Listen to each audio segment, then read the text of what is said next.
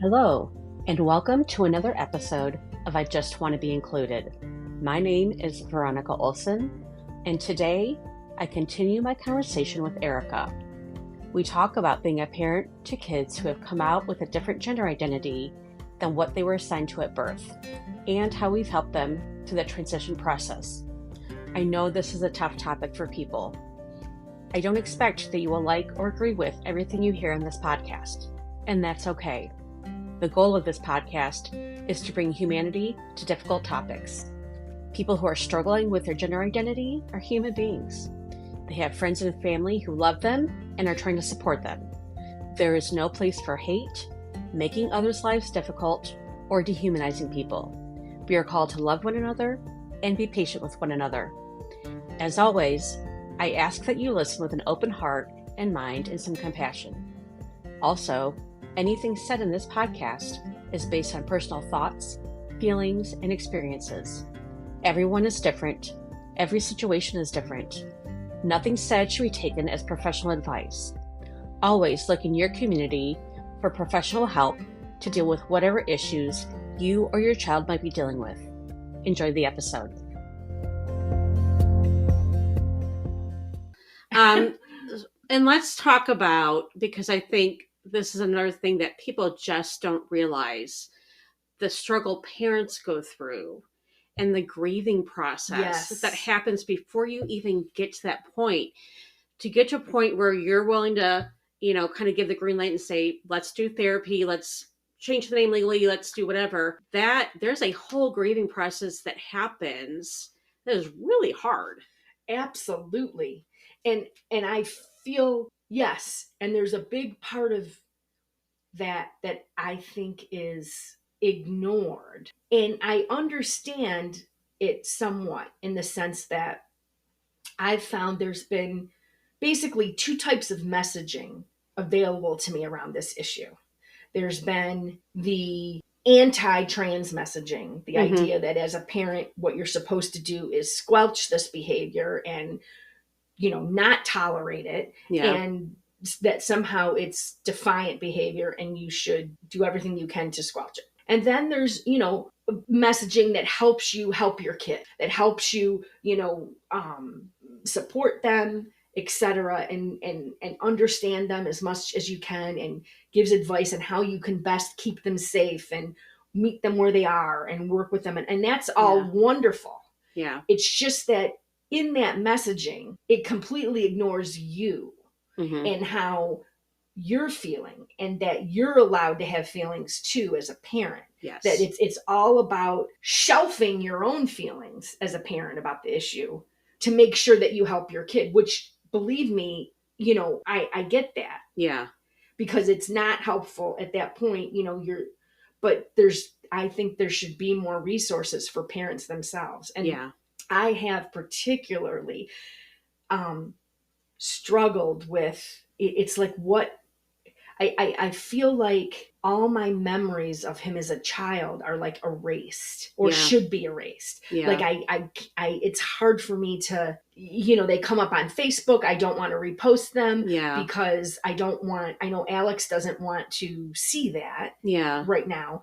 And it's just like, well, what do I do with that? I mean, that was such a important, wonderful time. Yeah. For me as a parent, and just the way, just all the things you do when you look at they were so adorable in this, or look at that, or, and. Or even when you reference and say when, this kid was an infant or when they were a toddler, automatically my brain wants to go to that original gender name. Yes. Because my brain, it's stored, that's how it's stored. And then I hear myself and I'm like, I don't even know what the appropriate thing to do is here. And I agree. Sometimes I will, what I've found myself doing lately is when I'm explaining something that happened with Alex as a child, I'll use the name that Alex was as a child. Mm-hmm. When Alex was, at that time, Alex was so-and-so, Yeah. And even today, I'm not saying it on purpose out of some kind of like respect, I guess, or, that I don't want to. Yeah. I don't know how to handle that yet. I should probably ask Alex how he would want me to handle that, because I don't know what the right way to do that is. Yeah. But I do know that I miss, like, for example, even recently, a Facebook message. It was a softball picture. Yeah. And it was my twins and your Molly and the Alicia and Caitlin. And I wanted to post it and say, "Oh, look at these," but I didn't. Yeah. And that probably, I don't know if that happens to you.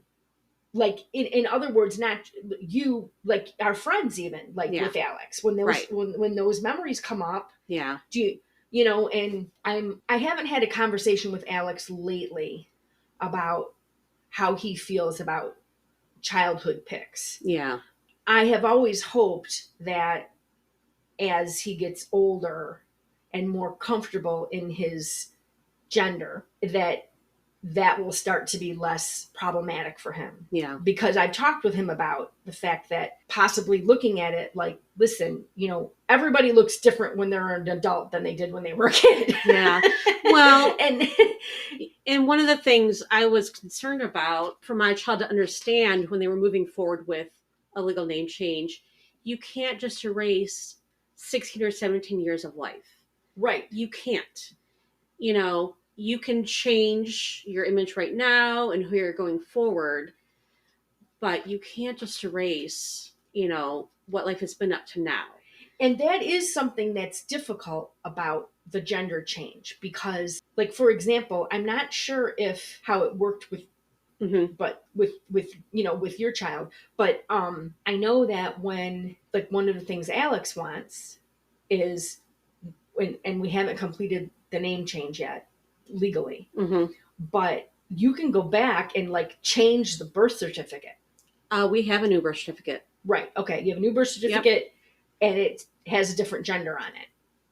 Yes. Right? Yes, yeah. I believe so. So, right. And so you can do that. So it's like you really are going back and like, it's like you're erasing, like it's like a do-over. Yeah. Like you're editing kind of. Yeah. But then again, I'm thinking about this as I'm talking about it. Maybe the better way to think about that is, yes, you're changing the birth certificate and you're going back and doing that. And that's because I still have the original though. Right. But, like you still existed in that person. Yes. But also it's not, you were always that person. Yeah. It's just that we didn't have the right tools to identify your gender. Not everybody's gender can be identified at birth. Yeah. There are things that create gender, and I believe biologically in your brain, that are not visible at birth. Yeah. So really it was just an unsophisticated label at that time. That's kind of, a way to think about it. So yes, those years are not erased in the sense that you lived with the wrong label. And so your life was, centered that way, but it is very hard though. It's hard to obviously take some work to think of it that way. Yeah. But it's outside of our normal like paradigm of how we think of it, but it is. And I do sometimes feel very sad. And I still feel a huge loss of the childhood. And also because I have twins, so many things and pictures are them together. Right. So it's, in a way, it's like my normal expression of reminiscing is stunted for both of them. Yeah. Because I pictures come up with both of them and I don't post them because, or I can still in my mind remember them and everything, but somehow it's not just about posting, but it's just it's like a glitch, like a glitch or a negative, like a bump, like, like it can't just be an easy, pure, happy thing. Yeah, because you stop and think about it before you do it. Right. And, I'm hoping that can change. I am a member of, a group on Facebook for parents of transgender, gender fluid children. Right. And there are people on there who have posted that they have actually like found people to edit childhood photos so that it looks like their kid is the other gender in the photo. Like sort of, which I don't know. Yeah. There's times when that has been appealing to me for certain pictures. Like I really love this. And this kid whether they were male or female at the time. I just want to remember them Right. Being that and age. adorable in Yeah. that way. And really, so I will actually sometimes picture, like, what if at that point we knew he was a boy, so his hair would have been shorter and would have been wearing this instead of that, and it still would have been an adorable picture. Right. It's just, there's times when I think about doing that. They would have still been the same person, whether they were wearing pink in a dress or something different. Right. Or, all those gender labels we put on kids. Same kid, same personality, Right. I try to remember to think of it that way, that they were always who they are. Yeah. We just didn't know. Right. But it's complicated. It's a very complicated issue. And so outside of most of our experiences. Right. So it's really difficult to... I did not realize how gender exclusive my language was until I had to change it. Yeah, same. And it was like, wow, I use girls and ladies a lot. Yep. An awful lot. And it was very eye-opening to me when you start looking at things through a gender neutral lens or a different gender. You're like, oh, like this is really ingrained in me. It's going to take some work to undo this. Right. And also that's another thing. There's a lot of like our scouting memories now. I refer to it now as scouting. Yeah. Because, Yeah. But Alex particularly he doesn't mind like bringing up scouting memories. Like when I say that we did this or this. Yeah. Like remember when we went and made the pretzels or, that kind of thing. That doesn't bother him. So that's good, because those are very precious memories for me. Right. And you don't want to let go of those, and you shouldn't have to as a parent. Right. Exactly. So it's it's a hard thing, and I find myself also struggling more with that loss of the childhood, because it's also mixed up now as the twins are older, and next year's their senior year, and then so it's kind of mixed up with that empty nester thing. Yeah. Like, because you want to cherish those somewhat more, but for me, I feel like I have less of that. And we dealt with it too, because at graduation the preferred name was read at high school graduation. They had not gone through the legal name change process yet, but so who they started out in school is different who they ended up in school. And so as a parent, to kind of reframe that. Right. And there's so many things about graduation that follow the child, comparing the child from kindergarten, just the pictures. Yes. Day one, how many posts do you see? Day one, kindergarten. Luckily, I've never been that parent. Me neither. So it doesn't matter. But I mean, we have a couple, but not certainly we haven't followed it every year. Or everyone would be a video. Get in the car. Yeah. Non-stop video. But or I think about at graduation parties you go and you see, and there's all the pictures of the birth through 12th grade, basically. Pictures. Yeah. So I don't feel like I can do that. Yeah, and I didn't either. Yeah. But that, in the grand scheme of things, compared to the comfort of your kid, that's minor. But when we're talking about our own experiences, those are real. Yeah. And and it's a part of who you are as a parent. Yeah.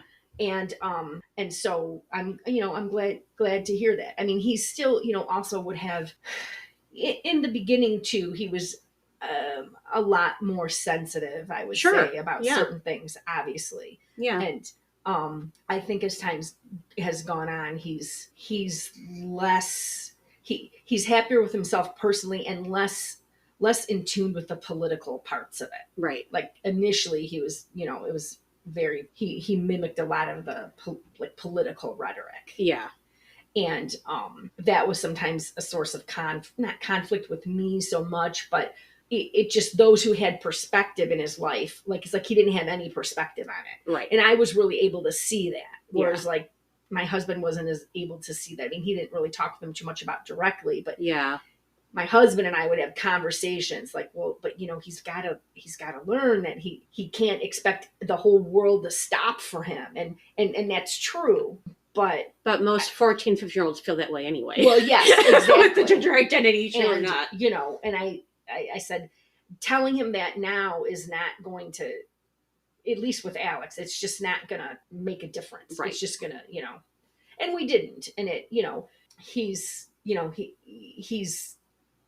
Alex is more centered about it now. Yeah. He's just kind of come out through the other side, at least to a certain extent, and can really look back and kind of view, the process that he's gone through and that the people around him have gone through. Right. To the point where, and in a way, I'm kind of glad that he went through it when he did, because even like now as he's starting to look at colleges, etc., obviously he wants to go someplace where he's safe and accepted. Yep. But it's not so important to him that he goes someplace where LGBTQ and trans rights are like the prominent feature of the college. Yep. Where, and at first I was looking for places like that for him. Yeah. But he it's almost like he doesn't, that's a part of who he is, but that's not what he wants from college. That's it's just a part of who he is. Yeah. And he doesn't want all the focus to be on that. Right.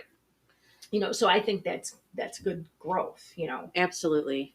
And I also want people to understand too that just, and I was not prepared for just all the day-to-day stuff, changing your name just in your everyday life. Okay. Forget about even doing it legally.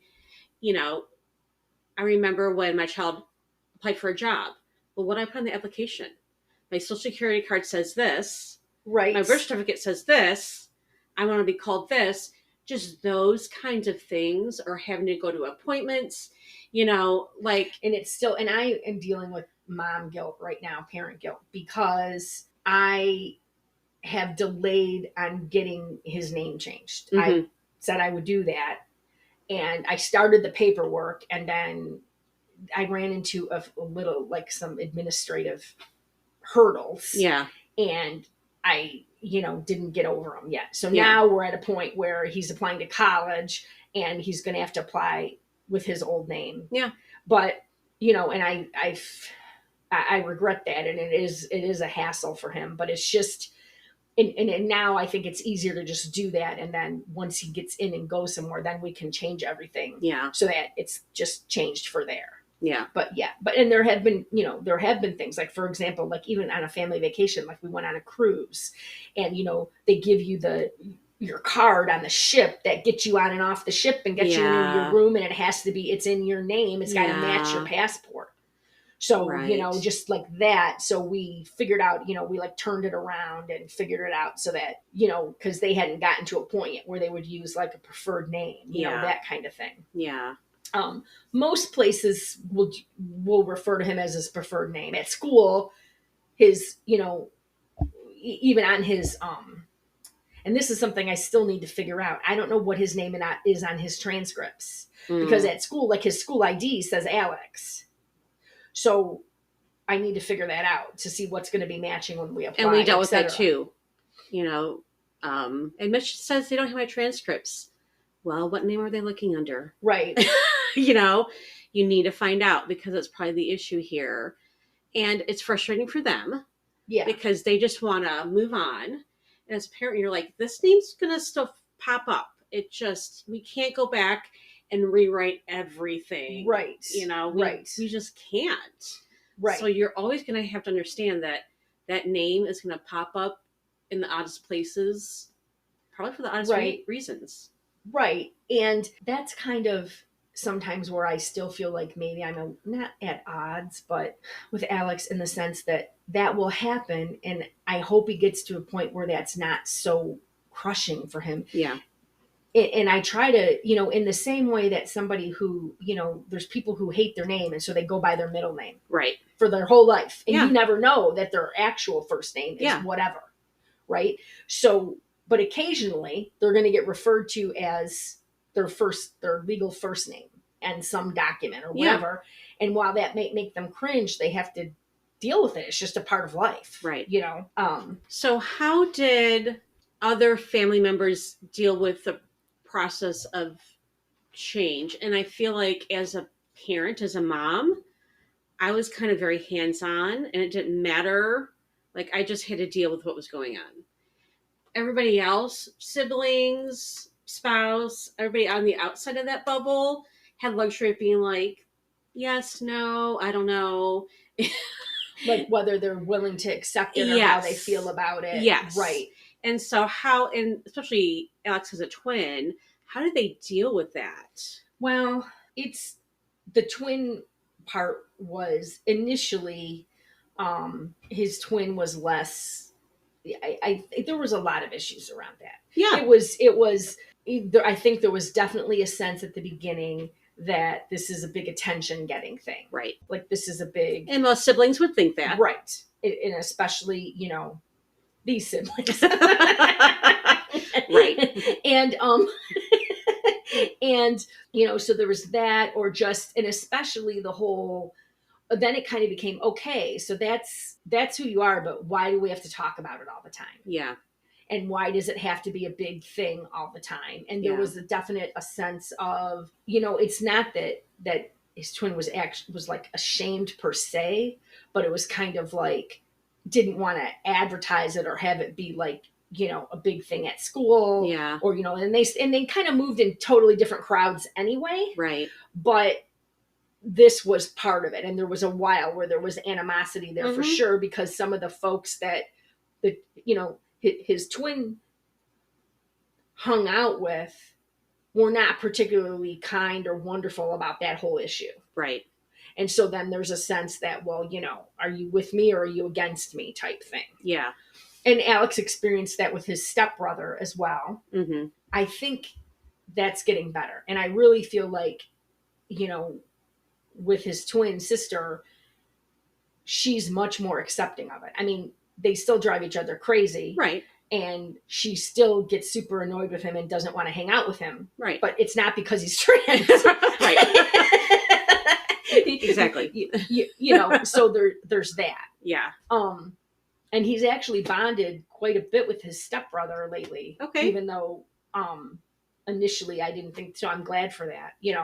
So yes, that is an issue, certainly. As far as like physical changes and stuff, there is, for most people, I mean, we just decided for him to take hormones and that's how it was going to be. I think my husband, his stepdad, like if it had been up to him, which it wasn't, and he knew that and that was fine, but I think he was more worried or leery about the hormones being like, well, now we're starting to do stuff that there's going to be irreversible things. Yeah. And I wasn't worried about that at all. Yeah. Because I could see like the consequences of not doing it would be so much worse than having to, having an adult change their mind about having had done it as a teen. And I think we all realize that now that, it's been a good thing.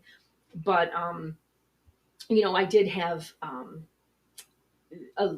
my parents are dead. I mean, they died when I was a child. Okay. So my kids don't have grandparents. Gotcha. And so, but there is a woman who is kind of like, I sort of adopted her as like a mom, grandma over the years. And she's elderly and she's mostly open-minded, but I know that she had some issues. Like when I told her about Alex, and she has trouble. I mean, she's 87.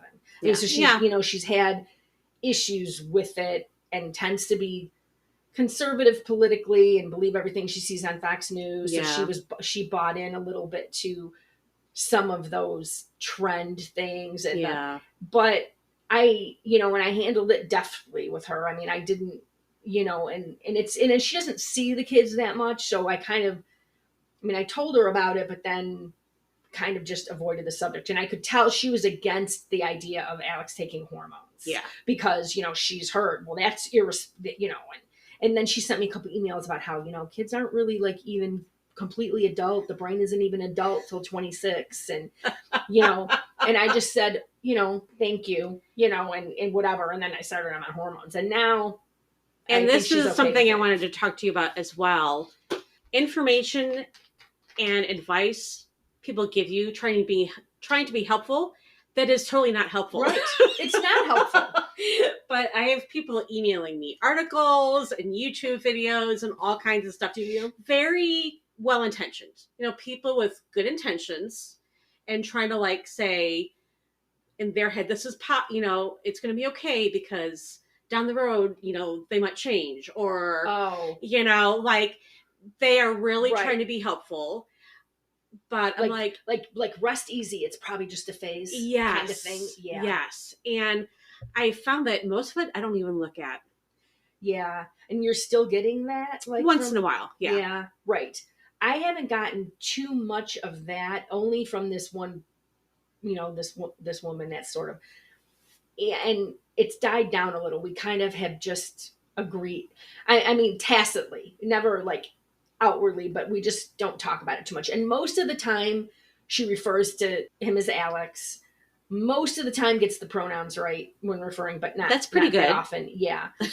But I also kind of limit their exposure. And this is something else too that I was kind of surprised about, and I don't think people understand. Mama Bear comes out. Yes. Even if your child is doing something that you don't completely understand, you may or may not agree with it, you still want to protect them. Yes. And so Mama Bear definitely comes out when it comes to other people. And I will be a shield. Right. Absolutely. I don't care what my kid's doing. Right. Exactly. And I'm not like necessarily saying that, I'm agreeing with everything they're doing, but I'm definitely going to protect them. Right. Right. And in that, absolutely.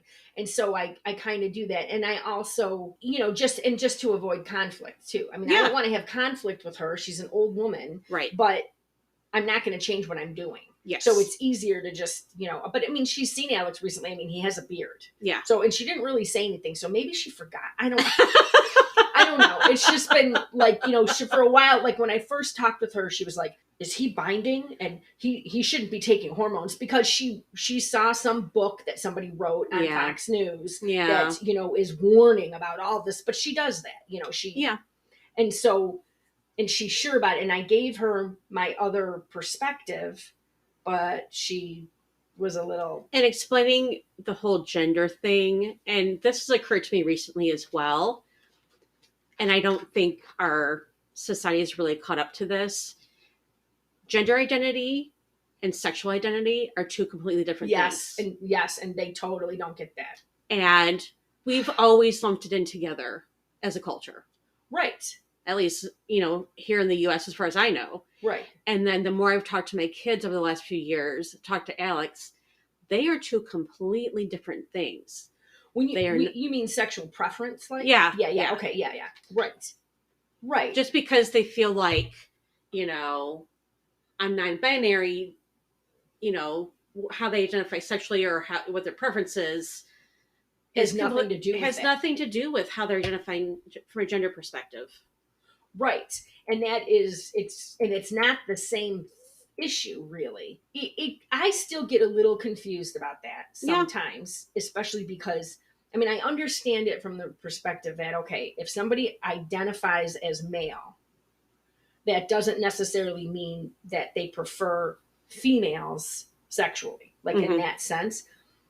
But I do get confused then, like, even now, like about if you're referring to somebody as gay, straight, bisexual, pansexual, whatever, some of those labels in their definition require you to know the gender of the party involved. Yeah. Because it's when, like being a lesbian is when one woman prefers other women. So, so I still get a little confused with that, but I understand that one gender identity doesn't. And I don't know if it's a new concept or if it's just because of my kids, I'm hearing it articulated in a different way than I've ever heard. Right. Like you can't assume that if someone identifies as male, that means they're attracted to females. Right. In that sense. Yeah. Right. It's not. Right. And I think where part of that comes from is that if they identify as male and let's say they're attracted to males, I think the old school of thought would have been, well, why wouldn't you just stay female? Right. Like, why would you? And it's not about that. It's not how you feel your gender is. Your gender doesn't exist in order for you to be sexually compatible with a particular gender. Right. Or, it's a part of, it's woven into the fabric of all kinds of parts of your personality. Right. And people, I think that's where that comes from. Like, they single it out and think, well, like, why change genders if it's going to make you gay? Kind of. Yeah. Like, which doesn't make sense. No. But it's just an old school way of right. It is. It's a at whole. it. It's a completely different paradigm of looking at gender and sexuality and sexual preference, and it is very difficult to combat, especially I find in older generations, Mm-hmm. where, Yeah. you know, like with, you know, I don't know if you found that with your parents. Definitely with older generations, it's a hard thing to describe. The idea that my gender is something different than what you've always thought it was. Mm-hmm. Mm-hmm. It's a very, very difficult concept, you know, and I eventually tell people, I don't completely understand it either, but Right. I love my kid and I'm going to support them.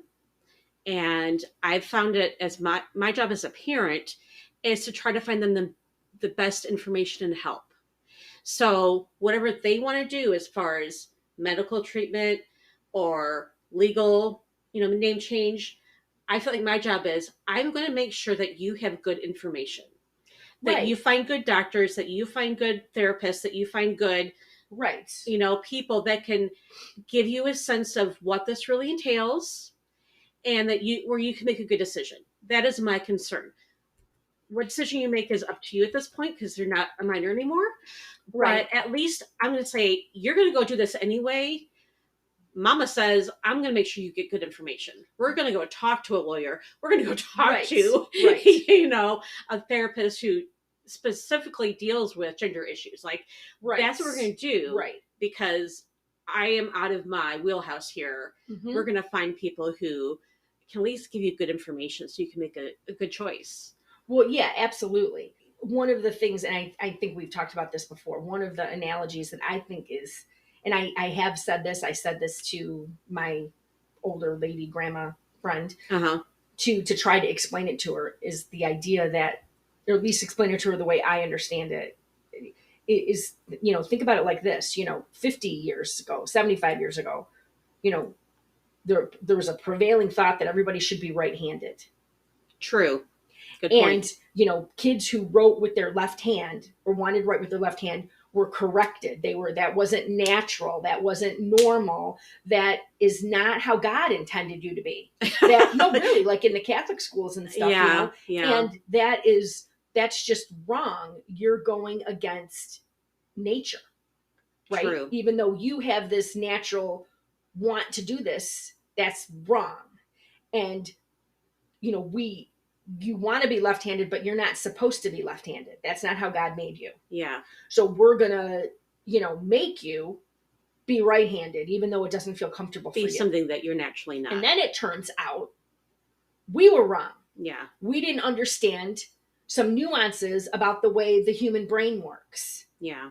And so now when you think about that, I mean, I think of that as kind of barbaric, and I feel terrible for people who were left-handed in 1930. Right. You know, I mean, they were forced to be something that they're not. They were told that they were wrong for something that was not their fault and not wrong. It was based on how other people, they were different than the majority.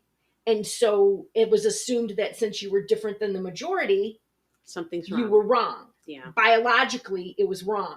And Yeah. It wasn't. And I think that is very close to what's happening with gender fluidity. Yeah, that's a good point. That is definitely a good analogy. If you think of it that way, a lot of the prevailing thought about it, I think, just, you know, goes away. Yeah. You know, the idea that, you know, you wanting to be a different gender than you were born with is just not really accurate. You weren't born with that gender. We said you were born with that gender. Yes, and we've catered everything in life to affirm that gender that we gave you. Right. Because it works, because it matches. Yeah. Most of the time. Yeah. 98% of the time, the external genitals match all the components that make up gender. Right. It's easy to just go with that.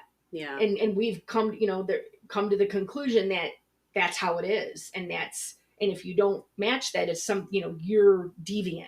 There's something wrong with you. Why are you doing this to your family? Yeah. You know, and it's horrible. I mean, imagine, so that's where I think we're at.